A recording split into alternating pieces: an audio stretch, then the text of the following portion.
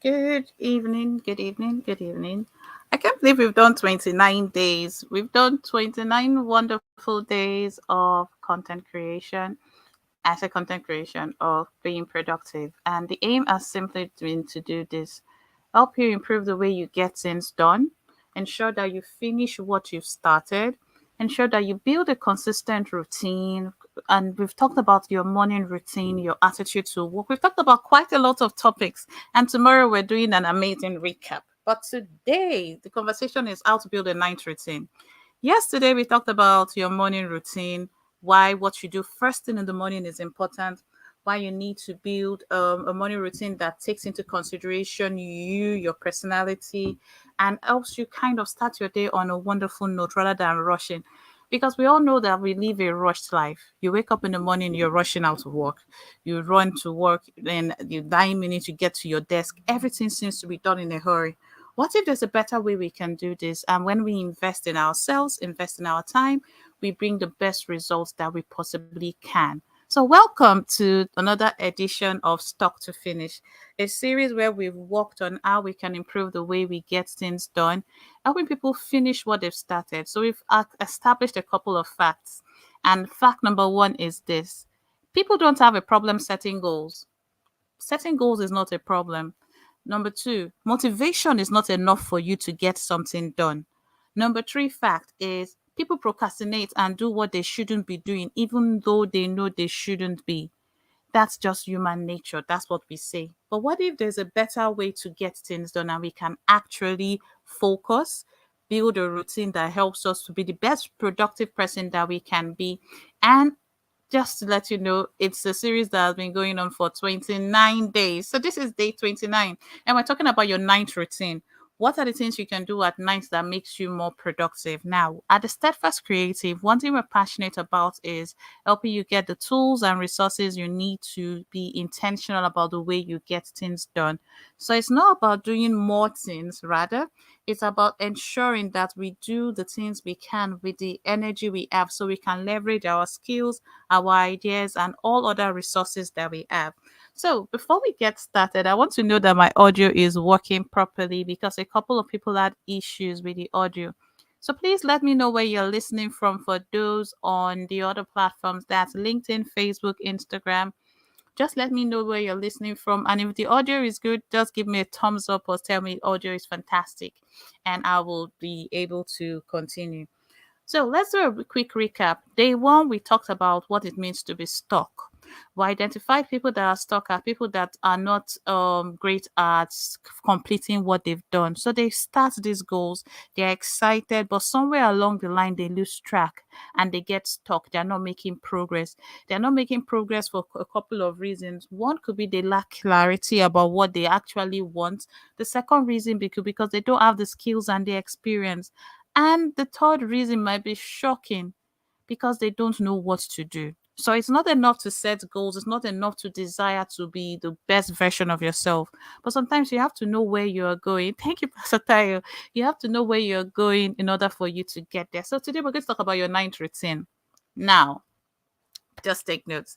Yesterday we established the fact that the first thing you do for the first hour of the day will be to keep silence, practice silence, sitting with yourself, sitting with your thoughts, affirmations, visualization, exercise, moving a bit, and then reading and writing. So we talked about scribing, journaling yesterday, and today we're going forward to talk about your night routine. So why should you have a routine for the night? Shouldn't you just go to bed once it's time to go to bed? Do you need to have a bedtime? You're not a child. I'm sure that's what people say. I'm not a child, so I don't need to be told to have a night routine. However, I've got good news for you. You need a night routine to help you be the best version of yourself in order for you to actually function properly the next day. So let's talk about the importance of establishing a night routine. A night routine is basically what you do before you go to bed. So you could have a routine in place. And we live in a generation where most people spend so much time on their mobile devices or they're always busy. They're serious enough for you to watch. There's quite a lot to do that distracts you from what you should be doing. And do we need 8 hours sleep or 9 hours sleep? Let me know in the chat how many hours sleep you believe an individual needs before they get refreshed the next morning. So Having a night routine is just about having this ability to get that rest and restoration that you need. Your body should be treated like something that is precious. So it's a vessel that needs sleep. And sleep is just a period of rest where your mind and body gets restored. So that's one thing we've established. So you've walked throughout the day and you have to finally decide that, okay, it's time for you to rest. So what do you need to do to get to bed? How do you need to get adequate sleep? What needs sleep, and what are the benefits of having a good night routine? A night routine is essential because it improves your sleep quality. It enhances relaxation and stress, relief stress, especially when you've been busy. So just imagine you've had a very tough day at work. You've had Lagos traffic for those living in London, in Lagos. For those living in London, you've taken the trains and you're exhausted, but you want to go to bed and you find that you cannot. So most people have insomnia now. You go to most doctors and you say, "Oh, I can't sleep."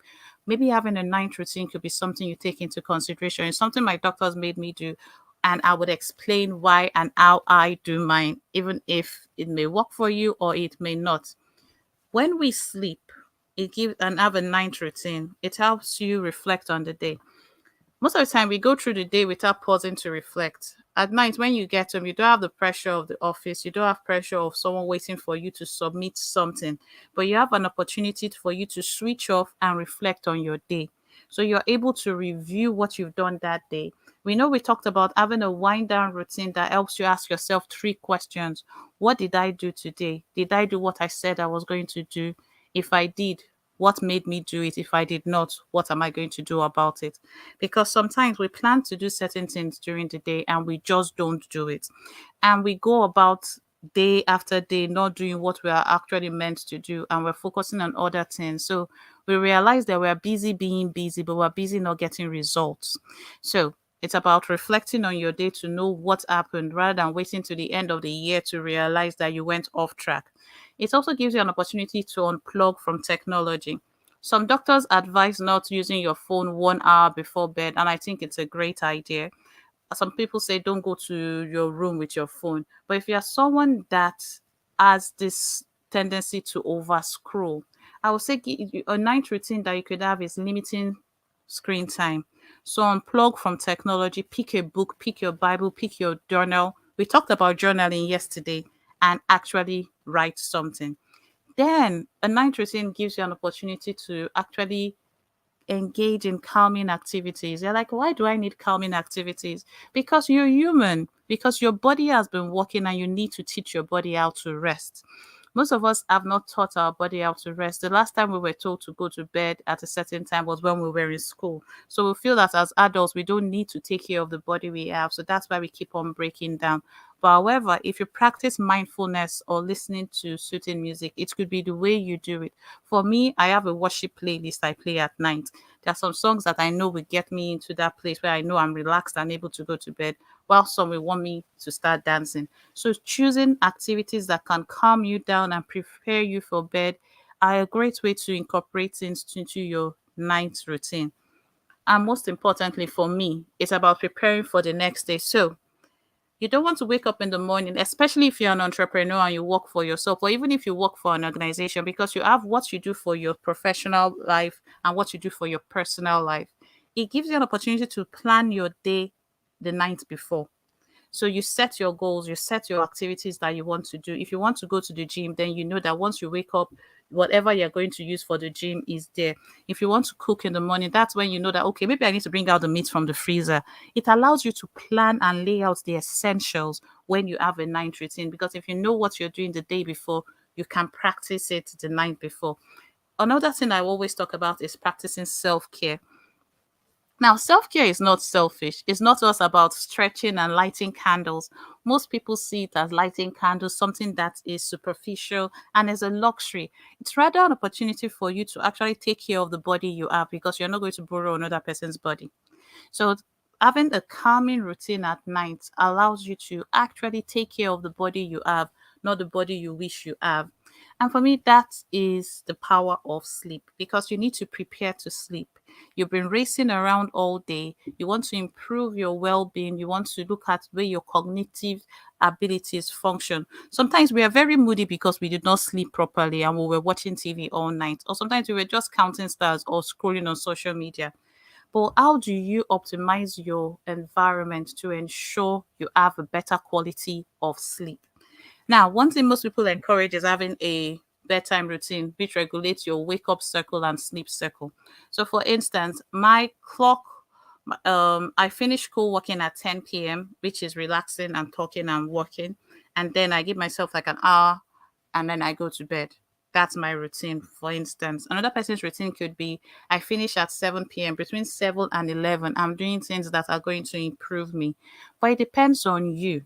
You have to look at your body and listen to your body, because you want to help the body signals to be perceptive or acceptive or receive what you're giving it. It gives you time to relax. It promotes deeper and more restful sleep and leads to a better quality of life. Even if you have insomnia, still have a night routine. One thing my doctors had to tell me once was that I should stop napping during the day so that I can have a better quality of sleep. And in order to have a better quality of sleep, I need to prepare my environment for sleeping and I need to prepare my mind for sleeping. Now, we're looking at the link between sleep and productivity. As creatives, we want to be productive. Creativity and productivity are two things that don't work well together. Most people don't see creativity and productivity functioning well together. And I always say this: creativity comes from a place of rest. In order for you to be creative and create and use all your skills together, you need to be well rested. When you're well rested, you are able to think properly, you're able to see signs, and you're able to plan. I want you to be more proactive with your creative skills. Yes, sometimes creativity loves this spontaneous life. Agreed. But we need to train our minds and train our bodies in order for us to be able to create. We live in a world that wants us to create 24/7. And if we keep consuming, because that's what we do most of the time, we're consuming so much, we don't prepare our bodies for sleep. Stress relief and relaxation. Most people that have depression, anxiety, that are stressed, they will benefit from a night routine. And your night routine could be I drink a glass of water, I don't take coffee after a certain hour, I engage in relaxing activities that promotes a sense of calm and tranquility. Whatever reduces the stress that you would encounter that will prevent you from sleeping, you want to avoid those things. But having a good night routine helps reduce stress and gives you that ability to relax. Mental preparation for the next day. Your day was not the best. You want to see what you did. But then you go back to the office the next day and you make the same mistakes that you made before. You find out that you are not making any changes, you are not doing anything. All you're doing is repeating the same circle. Well, in order to mentally prepare for the next day, why don't you think about reflecting on your day, going through the activities of the day, noting what happened? Why did your boss get angry with you? Before you blame every other person, take responsibility for what you did. Remember, we talked about taking ownership of your personal growth. One thing you don't outsource is your personal growth. One thing you do not outsource to anybody is your own, what you need to do to improve the person that you are. And having routines like a night routine gives you that mental preparation for the next day. Even if you're going into the office, you're going to church, you're going anywhere, it gives you the opportunity to clear your mind and process your emotions properly. And you gain a new perspective. Okay, did I speak to somebody in a way I shouldn't have spoken to them, even if they were my kids? And it gives you an opportunity to set stage for a fresh start. Most of the time, even when we get angry, because anger is an emotion that should be expressed, if we go back and think about the activities for the day, we are able to reflect and see what went wrong and identify the blind spots we may have had. So, to mentally prepare for the next day, it's about sleeping well, increase productivity. Creativity comes from a place of rest. I always say it. In order to be productive, you need to be well rested. You want that to focus. You need your mind and all your senses to be there. You won't want a doctor that is operating on you to be one that has been sleep deprived. Think about it. When a toddler is sleep deprived, how do they act? Now, you yourself, when you are sleep deprived, how do you act? By having a routine and training your body to sleep, you realize that you keep saying, I don't have time. You realize that you can actually make up time for the things that are important to you. Most people don't accomplish the goals they want to accomplish because, oh, I don't have time. They procrastinate because there is no time. You're not able to organize your tasks because there is no time. But if you are able to reflect the night before, you'll be able to set your priorities properly and keep your commitments. That's the best way I can describe the way it has increased my productivity and focus. Self-care and personal growth is still echoing the same thing we've talked about and enhancing your overall well-being. Now, sleep is one of the things that people neglect because they don't even think it's important. It's something that many people neglect. They just feel that, oh, it's just sleep. But if the body did not need rest, we won't be equipped to rest at night. Why are we depriving ourselves from something that we need desperately? Why do we derive joy in saying, oh, I slept only 2 hours, I slept only 3 hours? But the quality of sleep we have is sometimes subject to the way we have run ourselves and our attitude and approach to sleep. We talked about the fact that most people saw work as a chore. Most people see sleep as punishment. When you were a child, you were told to go to bed at 9 p.m. So you saw it as a punishment. It were depriving you from missing out on what's important. Ayade, I'm going to text you after this. They're depriving you from doing what you felt was important and you should be focusing on. But you're thinking of enhancing your overall well being. You're thinking of being the best version of yourself. Why don't you think about your sleep routine? Now, what is a sleep routine? Should you have a sleep routine? For some people, it's easy. Once they have to go to bed, they go to bed. But for others, it's not. For me, it's not. If I don't start winding down, so I have my wind down routine. If I don't start winding down, I'm going to be up till 3 a.m. and I'm not the best version of myself. For some other people, they can do, oh, I have to be at the office by 6 a.m. So I must be in bed by a certain time. Is it about the quality of your sleep or the quantity of your sleep? That's a debate we've had for generations.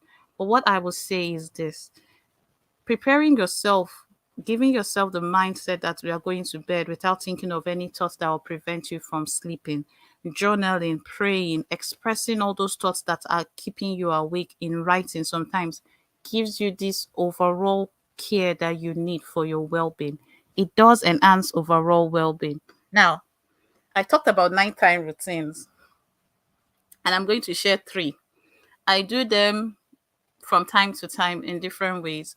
But I always say that having a good nighttime routine works. Now, a wind down ritual.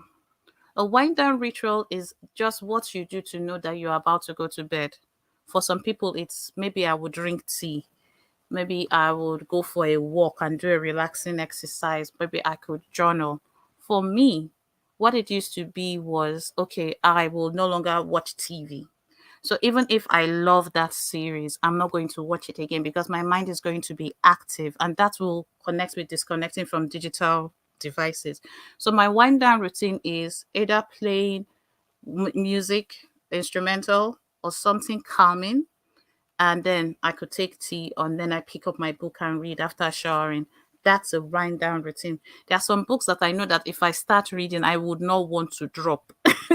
So I won't take that as a wind down routine. You know yourself. What I will say is this: when we're discussing nighttime routines, we've talked about the benefits. Oh, my Wi Fi. Yes, my Wi Fi is acting up. I don't know why. You can join me on YouTube. There is a link to YouTube. I don't know if I sent you the link. For those on Instagram, I don't know if Oyinda or anybody is listening on Instagram. If you can put the YouTube link so they could join on YouTube or Facebook. But yes, I know the Wi-Fi keeps telling me disconnected. So having a routine or a ritual you do when it's time to go to bed is fantastic. So if you have kids, you're like, okay, after they've gone to bed, after they've done their homework and they've done their shower, I now do a couple of things that prepare my mind for bed. It's just preparing yourself mentally and physically. So you've prepared yourself mentally by saying, when the kids go to bed, I now start my own wind down routine. Or you can do a wind down routine with your children.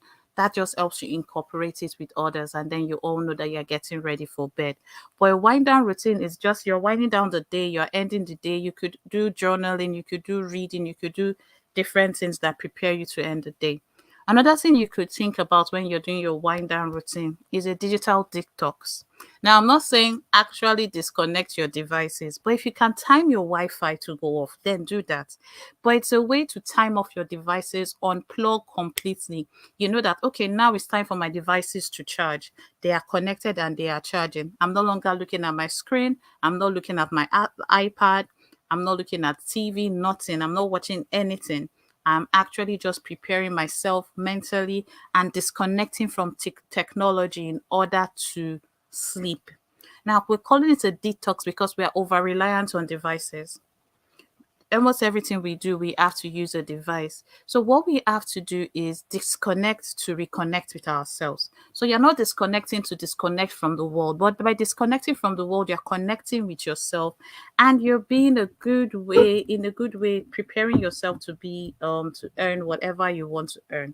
Hopefully, this is better for those on Instagram. But Oyinda, please, if you go to Instagram, you can post the link to the YouTube so that someone else can watch. Then preparing for tomorrow is something I already talked about. Reflect on what happened the night before and prepare for the next day. So your meals, it's not when you wake up in the morning that you're thinking about breakfast. Now, most of us don't take breakfast because we did not prepare breakfast the night before. And it may not be preparing every single thing. It may just be prepping a little bit so that when you are about to prepare breakfast, the work is reduced. Preparing for your exercise, preparing your outfit. So once you get out of bed, you know that you don't have excuses. Think about it. If you're about to go to the gym and that's when you're thinking, where is my socks? Where are my trainers? Where did I keep this? You're not going to go at the end of the day. So you're preparing yourself mentally and physically to sleep so that you can sleep knowing that every single thing that you need to do is done. It may mean closing the doors, locking the doors, whatever you have as your routine. Don't just you're just training your mind to say, once I do these things, it's time for me to go to bed. And by reviewing your goals and setting your priorities, you're visualizing yourself for a successful life. You're speaking things into your future. You are actually preparing and acting for as someone that is successful in whatever area you want to be successful in. And if you are, it's about being the better version of yourself. So having a nighttime routine does help. Now, I've given three different things that you could do as your nighttime routine. But how do you decide what you want?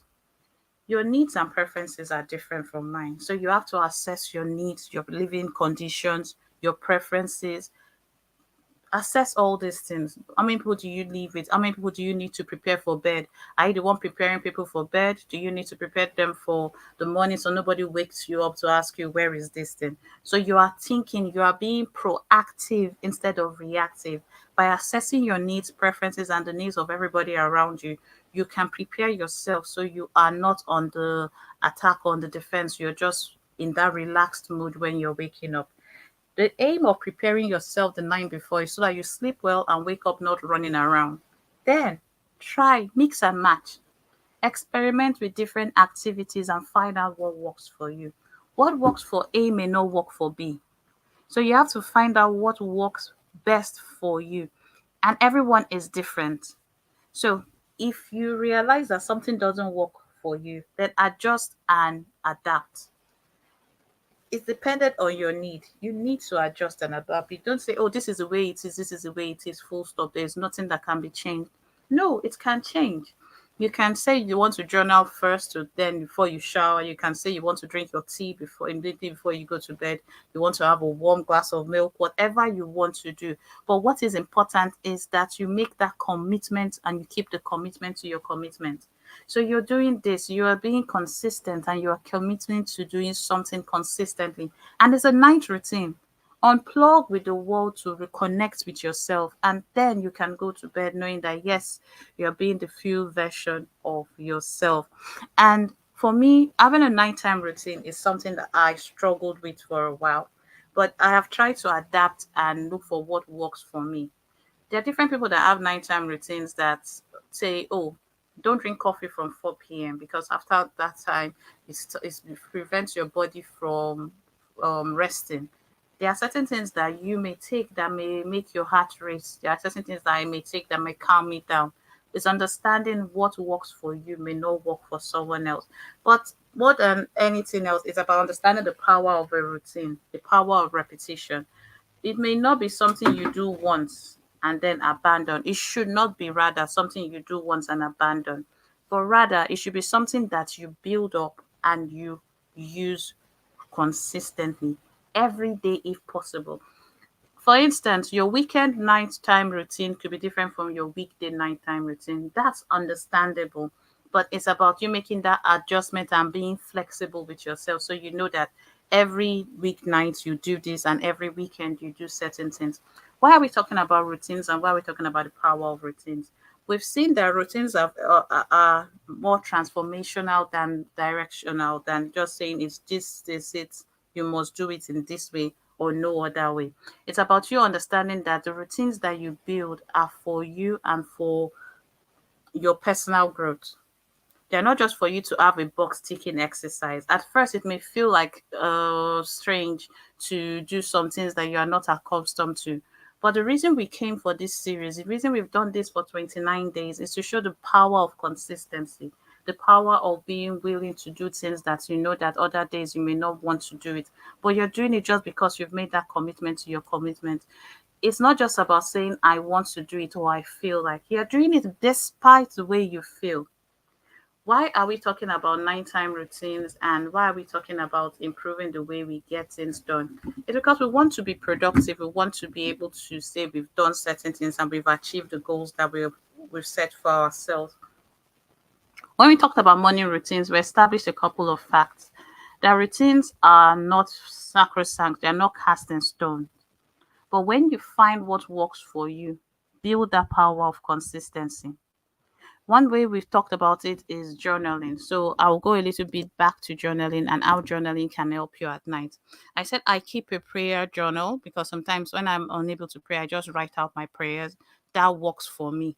Something else may work for you. Someone else may want prompted journals. So you're asking yourself questions. But if you know that the prompted journals keep you up at night and they don't wake you up, then you do something else. You do free writing. Mix and match, mix and match. The power of what we do is in our ability to stick to it.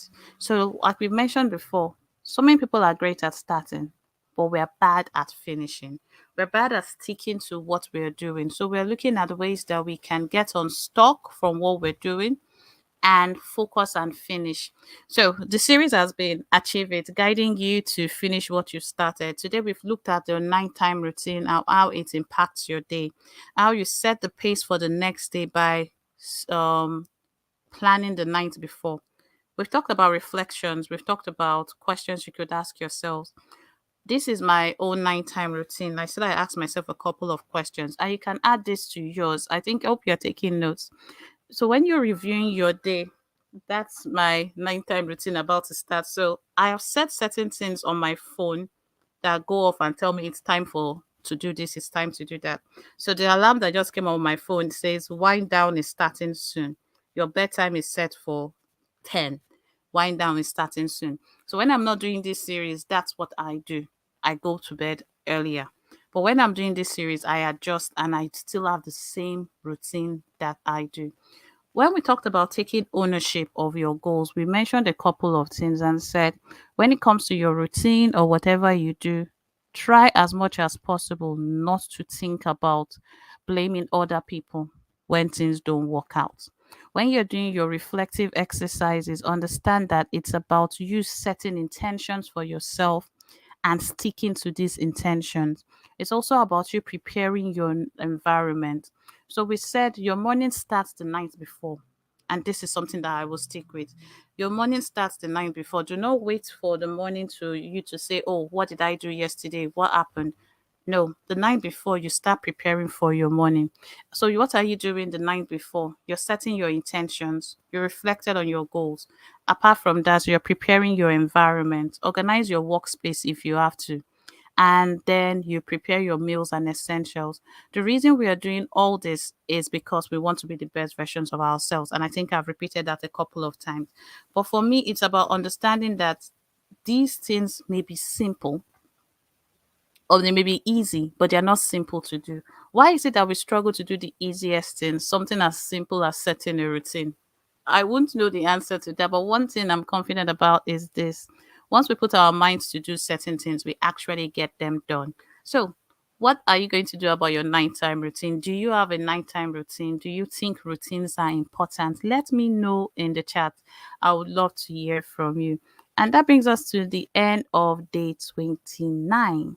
Now, we've done this for 29 days, but on the 1st of July, we have an amazing workshop that is organized to help us reflect on the past 6 months and then plan for the next 6 months.